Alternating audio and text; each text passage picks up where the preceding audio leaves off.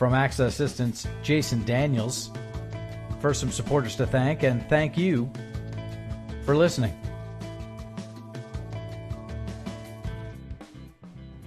This episode is supported by CCW Digital, leaders responsible for operations, information technology, contact centers, customer care, service, and support are invited to register for a free CCW Digital membership. Membership includes networking with 100,000 plus qualified industry professionals, quarterly executive research reports, product matchmaking, and more. Go to ccwdigital.com to join the community. This episode is also supported by the CCW Conference and Expo. The event will empower you to test, learn, and try the next big thing in customer experience optimization. Are you interested in mining data across touch points for personalized and predictive data? Are you trying to integrate your systems to get a more complete view of the customer? Are you figuring out what innovations to invest in? Chatbots, virtual assistants, AI, VR, biometrics, to name a few? Go to callcenterweek.com to register. Recorded at CCW, Jason Daniels joins us and shares his experience in dealing in emergency situations, from his background in the military to medical clinics in Canada to International SOS to his current position at AXA Assistance. On being on the front lines, Jason shares that you learn a lot about yourself and leadership when your patients or customers are right in front of you. Empathy is a different thing eye to eye. Jason says that no one grows up and really wants to be in service. You're just naturally drawn to it. And for him, he saw an opportunity to help people. Jason went to the Air Force Academy, was in active duty for 7 years, and remains in the reserves today. From the military, he brought forward time management, people skills, and leadership, and those lessons directly translate to service. Welcome to CCW Digital on B2B IQ. I'm your host, Seth Adler. Download episodes on ccwdigital.com or through our app in iTunes, within the iTunes podcast app in Google Play, or wherever you currently get your podcasts. Jason Daniels, you're the Director of Assistance at AXA Assistance. That's correct. Director of Assistance at AXA Assistance USA. Right. Yep. So let's break this down. All right. AXA, big company. Very big company. What's AXA Assistance? So AXA Assistance is a subsidiary of AXA Group. AXA Group's obviously a large insurance brand across the globe. And at AXA Assistance, we provide assistance to business travelers, expats, and anybody who needs help around the world. And in our clients range from individual travelers all the way up to business travelers and expats living on assignments abroad, sometimes impats as well. So we stay busy. So. Sometimes impats, because I thought you were just going to say, listen, we'll deal with these people. They have the other people. When does that overlap? It really depends. Our client base is global. Mm-hmm. So some of our clients have benefits both in their home country, sometimes outside of a 100-mile radius, depending on their benefit plan. But it also applies, obviously, when they're traveling abroad. So we see some pretty diverse cases, both medical, security, travel assistance, you name it. So it's a real dynamic platform to work on. And you being the Director of Assistance, how many folks are under you, and what's your exact or precise purview? Sure. We've got about 350 people who work on the operations, and that spans from service, claims, and some concierge network as well. So we have a really kind of cool broad-based menu for our clients that travel abroad. So as I mentioned, it's health. It can be concierge. It can be travel assistance. A lot of people's flights get delayed, canceled, so we're there for that as well. So some of the real high-speed, fun stuff, but all of it's really great to help your customers when they travel abroad. So we have about, in the U.S., we have about 350 or so people, and then we have assistance platforms all over the Americas and all over the world. But under our purview of AXA Assistance USA, we have about 900 folks all over the world. So big team. Yeah. Absolutely. And how long have you been there? I've been there about 18 months now. Been in the industry for about 7 years. Was previously at International SOS before that. So. Were you doing a similar type thing? Same thing. Yeah. Did a career broadening experience in the medical clinics up in Canada as well, which was interesting. Working for the energy and mining industry is dynamic. It's high speed, high stress, and working in clinics can always be an interesting task when people get sick when they're far away from home. So you were on the ground, and we're here at CCW in the speaker ready room, so we might hear a few voices in the background. But you were on the ground there.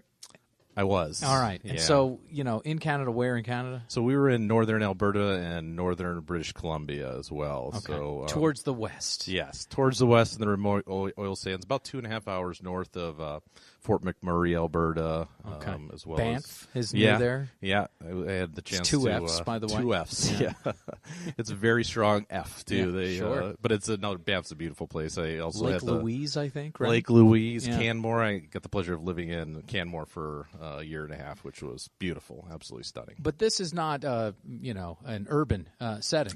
It is not. Yeah. It is definitely very rural for sure. And so what exactly were you doing? Because it sounds like a different type of thing, and it sounds like an interesting. It is. thing. It is. It's a very similar type of service. Mm-hmm. The difference being, obviously, you're on the ground in more brick and mortar type clinics where you have 5 to 10,000 construction and oil workers, hours away from a adequate medical facility. So think of it much like an urgent care type setting with a little more focus on occupational health management and emergencies as well. Your role being what? So I oversaw all the clinics in Canada, kind of similar to an administrator in a hospital. So Got it. I focus on the contract, the budgets, all the real fun stuff, so our medical folks can focus on what's really important, the medicine. So Sure, and it sounds like it's certainly different than what you're doing now, certainly different than what you were doing. You called it a career broadening experience. exactly. Yeah. What did you bring back, to the office, to the cubicle, if you will? Yeah, from being on absolutely. those front lines. You learn a lot about yourself and leadership when your patients and customers are right in front of you. I found that things like empathy, when dealing with your customers is totally different when they're right in front of you versus over the phone or over text or over email. So really trying to put yourself in their shoes. Everybody emergency is different when they're traveling abroad. So really understanding that, your cold may not feel like a big idea or big deal when you're home, but when you're in a foreign country and don't speak the language, it can be a big deal when you're not feeling well. So. Yeah, none of these medicines, I don't understand any of these Exactly. labels. What is going on? Where am I? Absolutely. Yeah. Yeah. It's how a head cold turns into a head case. Or Yeah, makes absolutely. someone a head case. It can very quickly. So well, that's what we're there for. There you go. All right, so you've been on the ground, you've been in the office, and you are, certainly there now, and I want to go further into that, but let's go back first. Where are you from? So I'm originally from Detroit, Michigan. Uh-huh. Kind of traveled all over the world. It's Detroit Rock City, right? Yeah, exactly. We like hockey towns a little bit better, but my Okay. colleagues in Chicago will hear this and not be too fond of that, being a lot of Blackhawks fans around those parts. But I got you. But you've got the Red Wings. we've got the Red Wings. I mean, you remember Steve Yzerman, of course, who doesn't? Sergei Yeah. Fedorov. Yeah, those were the good days. Yeah, sure. That's when it was hockey Yeah, town. Stevie Y. Yeah. Yeah, we had some good times. Still have some good times. It's just been a little slow. Right. And so you grew up there. Yep. And, in the city or kind of? I grew up just north in Rochester Hills, Michigan. Was originally born in Ann Arbor. And like my adult life, I moved around quite a bit, but started and ended there before I ventured off into the world. Got So it. What was Detroit like as a kid? It was amazing. Back in the what? Yeah, I'm looking I'm not at you. gonna I'm give that thinking. away. Well, I'm thinking kind of early '80s, probably. Yeah, the 80s and 90s for Right. sure. Detroit Yeah. was a much different place. Some really just great people around the area. Of course, a big sports town, and we had our heyday with the Pistons and the Red Wings and the Tigers all at the same time as a young man. So we're pretty lucky. Oh, So, right, Kirk Gibson, yeah, Kirk Gibson, 1984. we had some really good years. So, Yeah. yeah, And you had the Detroit Pistons with Isaiah Thomas, yep, middle name Lord. yeah, the Bad Boys. And there yeah. you go. The Bad Boys. I've spoken with John Sally. Okay. And his point of view is that Bill Laimbeer is actually a good guy. Yeah, seems like it. Yeah, He's I just don't tough know. on the court, huh? He's a great He's a competitor. coach. Yeah. Great, right? He Yeah. coaches women's basketball. Yeah. We're not here to talk about that, though, Yeah. right? So did you know that you would be in service? In other words, what was the initial kind of thing that you know? I talk about this often with the folks I work with. I don't think anybody really grows up and wants to be in service. You're just kind of naturally drawn to it. And, Yeah. I often ask how many people when we get new hires in raise their hand and say, hey, I'm going to work in a call center environment. Nobody really raises their hands. But I think for me it was, coming from the military is very, different service organization. But, that just the ability to help people and really, put yourself in their shoes and understand that, there's only so much you can do in certain situations, but there's a lot more we can do than most people think. And it just kind of drew me in. It was a really nice transition, and I complete happenstance ended up in this industry, and it's a real niche industry. And but the military kind of, I think gave me a good base of, really wanting to be in service and continue to help people mostly. So did you go to the military after high school? I did. Okay. Yeah, I went to the Air Force Academy in Colorado Springs for 4 years, and then I was active for 7 years and in the reserves today still. Thank you for your service. Appreciate it. The military certainly informs folks that have been in, and Sure. I have not. Because I'm a wuss, Jason. I don't believe that. I feel like it might be better that I wasn't in. You Okay, know what I'm fair saying? enough. For everybody. Yeah, fair enough. But, it's such a very specific building block Sure. for not only physical but mental acuity. Absolutely. And so in Colorado Springs, you're there for 4 years. What did they, I imagine they kind of tore you down before they built you back up? In a manner of speaking, certainly it's, in the simplest sense, it's learning about time management, people skills, leadership, and a great education all at the same time. Showing up on time is almost the first thing that every military person that I've spoken to, Yep. Here on these channels mentions. How come? Well, it's first and foremost, if you're on time in the military, you're late. It's usually Right. 15 minutes early, but it's just about keeping up with your commitments. You say you're going to be somewhere, you should be somewhere, and obviously that translates well for us in service. If you're going to call somebody back, you better call them back when you say you will, or obviously that drives complaints and a bad customer experience. But, it's also in the military setting, being on time can, be a matter of life and death too. So understanding the importance of not just time management and your homework or your studies or military education, but if you have a time on target, that's when, your fellow airmen expect you to be there. It's important. Mm-hmm.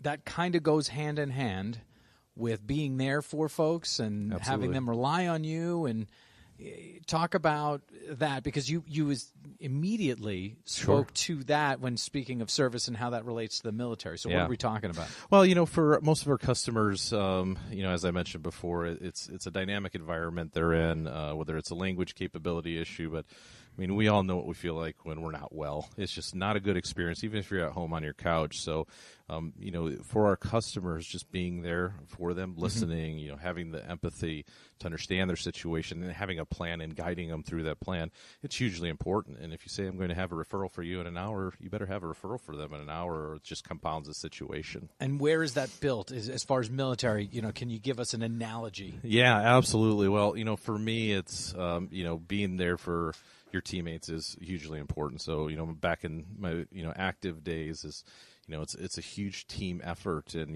there's always a hierarchy. It's built into the military, but at the end of the day, it's that man or woman to your left or right that you're serving with and being there for them. And when you say you're going to be there and you have their backs, that's important, and our customers expect the same thing. And, when say, listen, I miss my flight, there's a volcano eruption and I can't get out of here. What are my options? It's, having someone other than our airline partners just say, yeah, I can totally empathize with your situation and let me get you to where you need to go. It's huge. Yeah, we all now know that there are volcanoes in Iceland.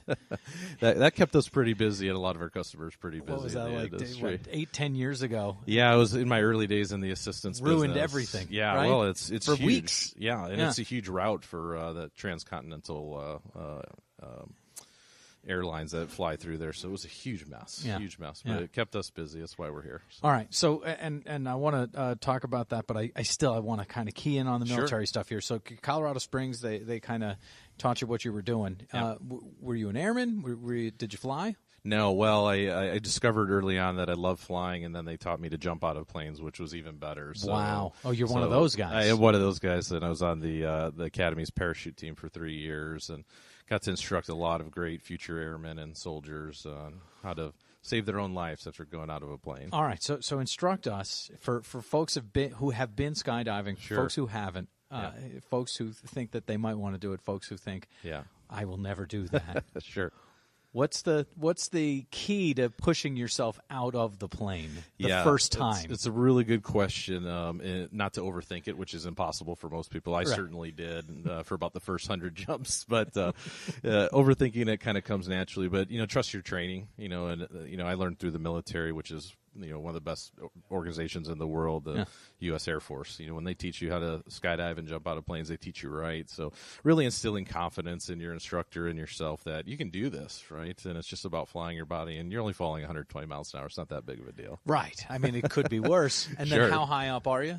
It really depends. Most training jumps happen about 5,000 feet off the ground, depending on what form of training you're doing. But which is low if I fly at 30,000, right? Yep, and some of the jumps do go that high as well. Oh, so they you're do. Up there, once you get into the more experienced jumps and the military halo jumps, it gets pretty high up there. So. How long is the jump for? Again, it's about 6 to 7 seconds per 1,000 feet, so it can range from 10 seconds to a couple minutes, depending on how high you jump from and how low you pull. And the land? What's the key there? Oh, landing is the best part about it, to be honest with you. Again, it depends on the parachute you're under. It can be a little bit more memorable, I'll say, if you're on a round parachute, for example. The new square rectangle parachutes are so dynamic. It's like flying a bed sheet, and you kind of just, you tap down and land. It's great. Got it. But the circle ones, we don't like those so much. The round parachutes can be a little bit tricky to land. They're not as agreeable on the knees and back. Got it. Where'd you go when you said you served for 7 years, right? 4 and then 7. Yeah, so I was stationed in Texas, Alaska, and Georgia, and I served for about 2.5, almost 3 years total in the Middle East on various deployments, and really fell into the business I'm in today through the military, too. I was in Haiti, which was the earthquake there, which was, 7 years ago now, in January of 2010, and my unit was on call, so we deployed, and International SOS, my former employer, was there working with some of their clients, and got talking all ex-military guys. Hey, you got a pretty cool job. I'm just finishing up my active time. Are you guys hiring? And one thing led to another, and I got into this industry 7 years ago. What was it, do you think, the former military guys you were speaking to, so they spoke your language, you spoke theirs. Absolutely. What about what they were doing did you already know that you could do? We've spoken about some of it, but sure, yeah, and I think it's just applying a lot of those same skills in a different setting. Military folks generally bring a pretty specific skill set when it comes to just wanting to help people and a desire to help people when they're in a tough situation. And hearing the passion they had for what they did, and how it really relates well for someone who's coming from active duty. It's like, how am I going to do all the stuff I love except for being gone all the time? Right. And really apply that, to the private and public sector, and watching them just talk about it. And then they start talking. It's like, it's a call center environment. I don't know if I'm meant for a call center, but the more I talk to them about really what they do and manage people's cases, both security and medical cases abroad, I said, this is really cool stuff. So you're helping them out. You're being, hey, we got to go to Haiti. We got to help these people. It's almost the same exact thing. Yep. It's just a different level of harrowing. Yes. Is that fair? Very fair. Yeah, it's definitely different levels of harrowing, but the intrinsic reward you get from helping people is still there, which, I find for me is really what gets me up in the morning, saying, if I can help my customers or change one person's life today, we've done a really cool thing. So. All right. So you are in the military now, going into kind of a private company or public company, but a corporate environment. Sure. Right? What took getting used to immediately? Not getting paid to work out anymore. Sure. You kind of have to do that on your own time nowadays, so you don't get to start your day off like that. Most of your leadership skills really do apply. Yeah. It's, a little bit less of a hierarchy, so learning your boundaries and, we always say our left and right limits in the military. It's the same thing. What do you mean by that? How does Sure, as a young leader coming out of the military, having that natural hierarchy, you often have to ask permission beyond a certain limit. So if I move 100 paces to the left, that's my limit, unless I ask for permission. When I came to the public sector, it was using a lot more creativity and saying, no, if you've got a great idea, go with it. We'd love to hear your ideas and love to hear your changes. So really kind of going, wow, I can really use my brain a little bit more now. And, the great thing about the military is you certainly have to, it's definitely a thinking person's military nowadays. It's much less in that hierarchical form, but it's still a change, right? You're a captain or a major in an organization. You have certain people who report to you and certain people you report to. And, you have a much different, flat, functional organizational chart, and it's just hard to grasp sometimes. Like, why are they asking me for all this information, and who should I go to first? It's just really learning the ins and outs of a business. So, as far as the ins and the outs of the business, I want to get to what was on your desk, but sure, office politics, I would imagine, don't really apply in the military because Sure. that guy's a higher rank than me. Yeah. So he gets respect, and that's that. Sure. I would imagine. Yeah, I mean, there's always respect the rank, Yeah. and you often can decide if you respect the person because you still want to have. But that's on good you. leaders. That's on beside- you. right. Yeah, absolutely. Now here you are with office politics. This person's talking about that person, this and that and that. I mean, was that a completely foreign thing, or were you able to? You adapt to your environment. Yeah. I think just like in the military, a lot of battles are won and lost based on how you adapt to the environment you're in, not just following orders or accomplishing a mission. So you adapt and you learn. I always tell people it took about 75% of my skills from the military to apply, and the other 25% is what I have to figure out. And a lot of the politics, you try to stay above it and away from the fray of it all, but it's impossible. There's always some degree of it. Absolutely. Especially in, a service organization where you have, very heavy IT, heavy sales, heavy operational component, and each kind of all have these diverging paths, but sometimes, you get that convergent goals and the business objectives that we're all working on, but you really have to align that and work the politics of it all. So it can be interesting, and there's a lot to learn, especially when you come from an organization that, it's a different kind of politics is what I would call it. There you go. It's still a large government bureaucracy, so it's a different kind of politics. Different kind of politics. That's fair. Within the military is, of course, what we're talking about. Yep. So, okay, Jason, you're hired. Congratulations. Come on in. Your job is what? So I started off as an operations manager. It's kind of the natural starting platform in the service industry for someone from the military. It's okay. You got a lot of great leadership skills. We can teach you the technical components you need, but at the time, International SOS was going through a large organizational change in the U.S. as well, and really bringing in some outside talent. They really felt like they've stalemated in their growth at the mid to senior manager level. And so they brought in a lot of new medical directors, medical staff, and young military leaders to help transform it within the model they were moving to and the new business objectives they were running with. So they said, well, we need you to learn, and this is where you're going to learn best as an operations manager, and dive right into it. Here's a few weeks of training and go get them. So, and I would imagine that training was easier than basic training, right? In some ways, yes. Some ways, no. I guess it all depends on, your perspective. Yeah, right? I guess the politics of it all. In basic training, it's here's what you do. You're going to get yelled at. You're going to work hard. You're going to be in phenomenal shape when you're done with it. This is much more of a mental toughness skill. In some ways, it's just learning to just be a leader in a different environment. So they were bringing you in to be a leader in a different environment. They're asking you to kind of help us out, and they're also training you, and kind of you have to figure out this position. So what did you bring to them in that initial position, and what did they bring to you? How did that all work? I think I brought obviously a lot of leadership background. I came into at the time a fairly small team with a lot of growth potential. So it was a very intimate setting where I could really focus on the development of the people and learn with them and learn around them. Now let's get into the heads and hearts and minds, if you will, Jason, of the folks that you were helping out. What did you realize that was different for folks that were on the ground here versus folks that were maybe reporting up to you through the military? Yeah, it was definitely a different dynamic. It's the interesting thing about our business model is it's very heavy on the phone, so you can relate it and equate it a little bit to talking to your teammates on the radio, and obviously we use a lot of satellite phones and landlines like any other organization in the military, but really helping people, but understanding that you're not a military force anymore. You're not a military team that can come in the magic black helicopter and save people. So you have to find legal, logical ways to help people now, and really more in that team environment. So I think, one of the expectations for me is, to really lead these people into the next level of customer care, which is, really understanding, the A to Z what the patient and customer journey is. Because, it can be a real long journey for some patients. Often people get very sick when they're abroad, and bringing them home can be quite a logistical and medical task. Key to an outstanding call.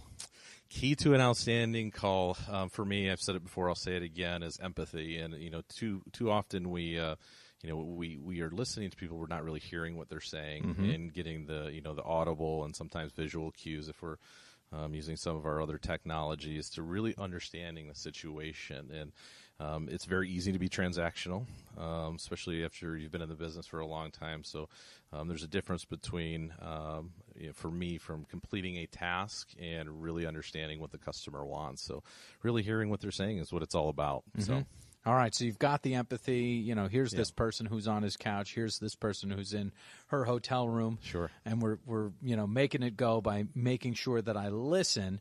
I also need to have this, end at some point. Right? Sure. Yeah. So absolutely. how do we organize that time management from one of the first things you said from the military? Yeah. How are we doing that on the phones? Yeah, and it's always starting from what's your end goal. Often, with a patient, 85% of what we see is very basic primary care type medical conditions that can be handled through a local pharmacy or a local provider. So it's really understanding where you're going with this case and working with our medical teams to making sure that journey from A to Z is really accomplished in the right manner. And, sometimes that time frame's an hour, hour and a half. Sometimes, we manage these cases for, weeks at a time. And really understanding the end goal is, being able to talk to your patient, your family, and your customers and your clients and say, here's where we're going, here's what we're going to do with this case, and here's the end goal, and then working back from there is really the key for me. It's all about getting them to where they need to be. So, this is kind of maybe a different thing than I, ordered this plug, and it didn't get to me yet. Yeah.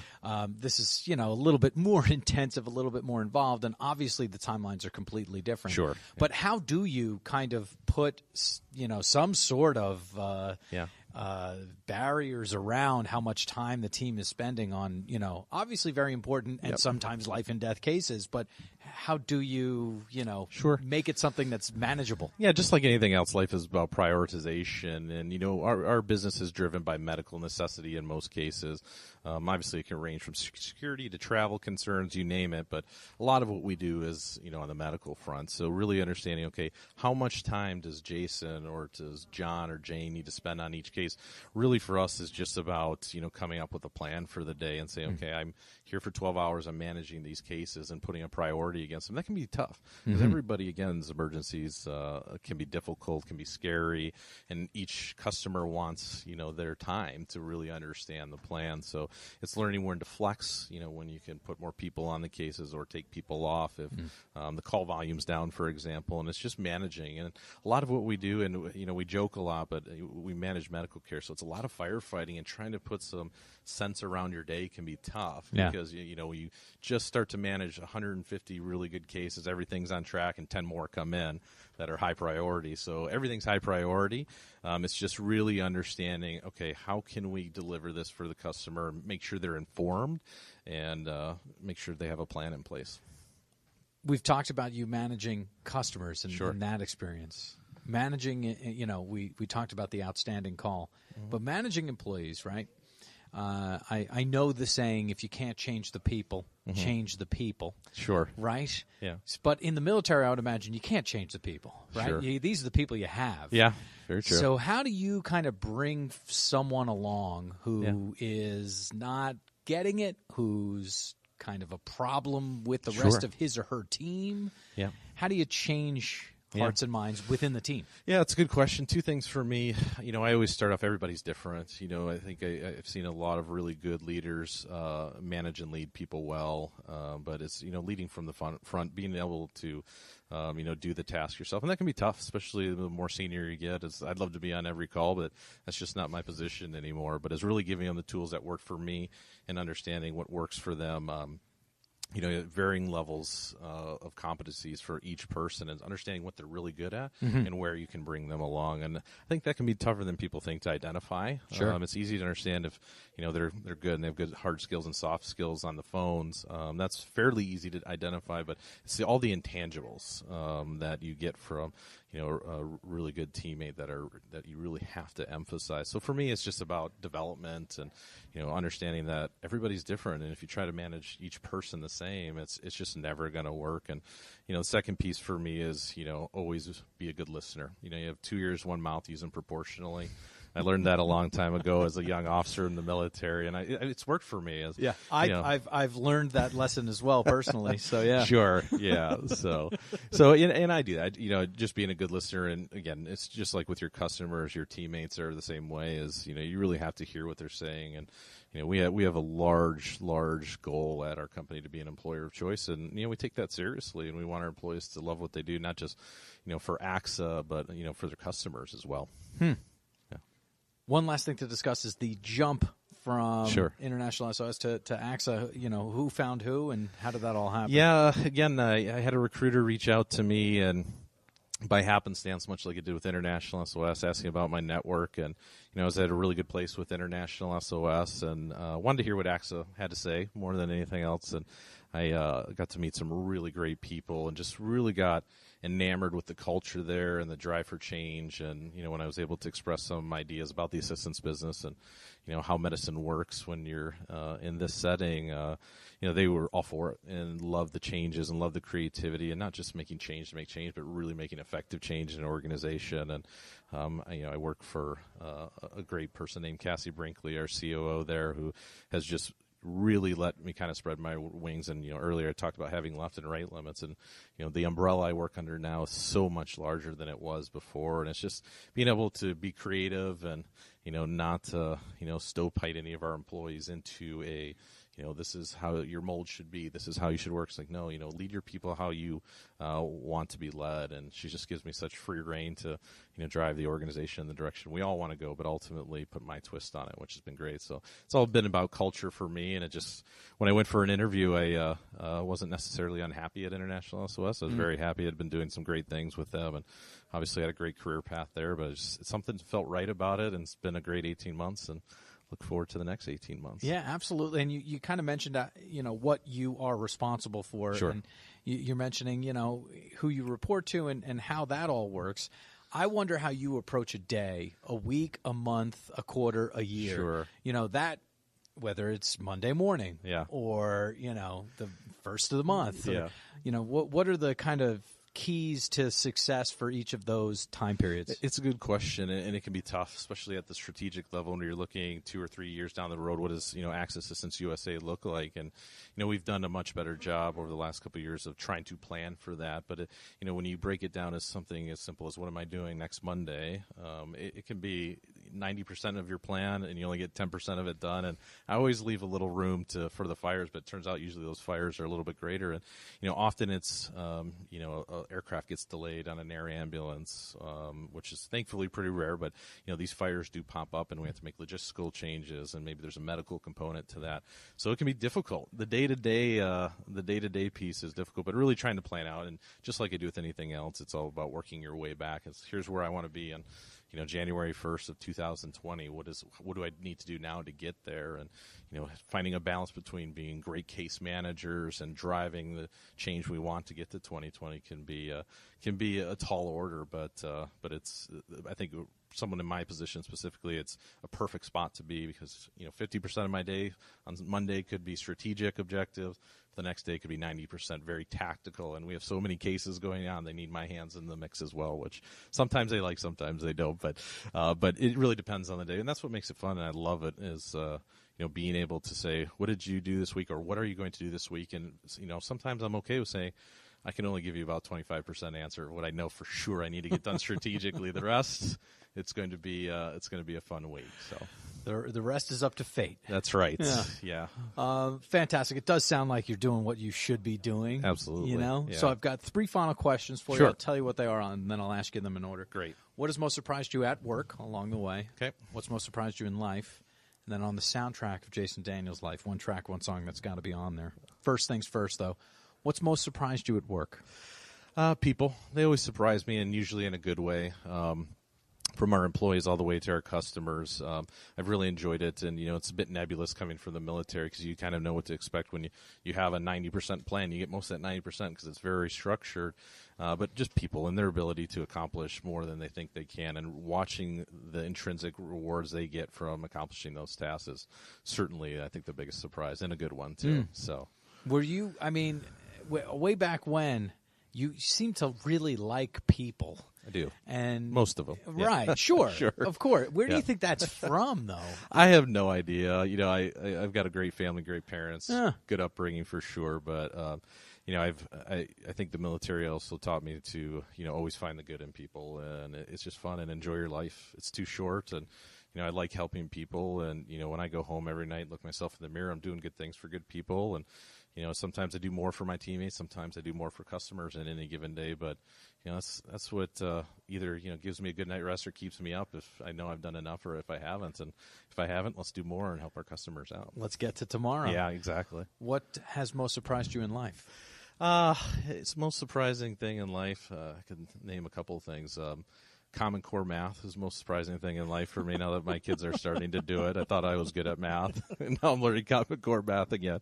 But no, what I think Tougher than what you remember? Yeah, some skills are coming back to me, but it's different. It's definitely different. What surprises me, I think, most in life is, I guess the business I'm in. I mean, I never thought I would be where I'm at today. I love leadership, and I love being a father, and those are probably the two best things. And I try to be a good husband too. And I think my wife would agree with me. So. Sure, it's just the effort. As long as you put in the effort and show, listen, I am really trying. I'm actually trying. Yeah. Then I think she realizes that you're. Appreciates it. Yeah, so exactly. She's roaming around Las Vegas right now, so I think she's happy. Oh, she's okay then. Yeah, she's doing just fine. On the soundtrack of your life, one track, one song that's got to be on there.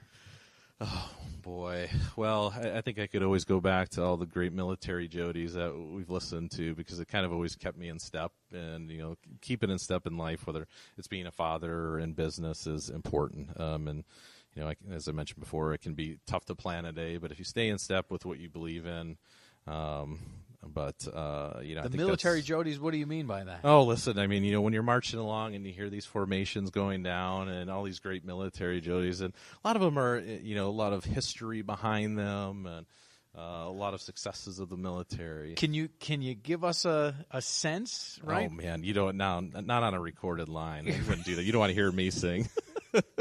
No, just to speak out the words.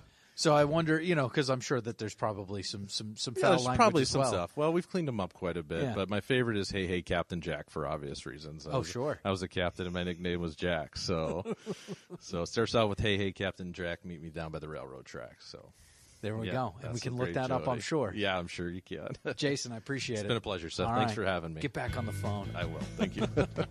And there you have Jason Daniels.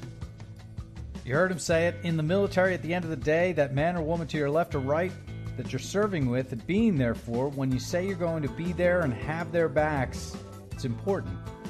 And for customers, it's the same thing. So really appreciate Jason sharing with us his military background. Appreciate his time. Appreciate yours. Stay tuned.